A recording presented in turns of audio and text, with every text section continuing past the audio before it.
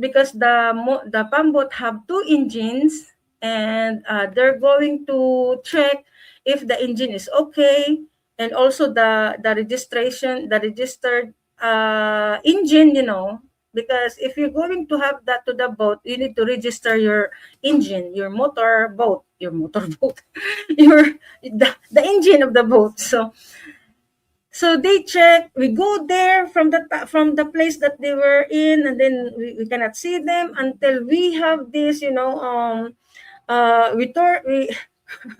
we search them, but they are just there earlier than we are, and they did not notice me that I am the one. So anyway, the person who accompanied me, which is the staff of the Bantay Dagat, found them, and then they called me and then also my sister-in-law, and then they go there. Then he checked and he said that the pambot, he questioned to the sailor, and then and the outcome is okay.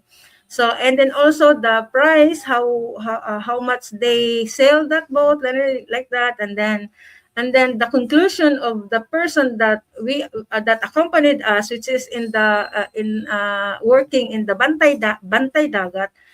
He said that it's good, no problem, it's good. You are lucky. He said you are lucky if you buy this boat, because the boat is really, good, in good terms.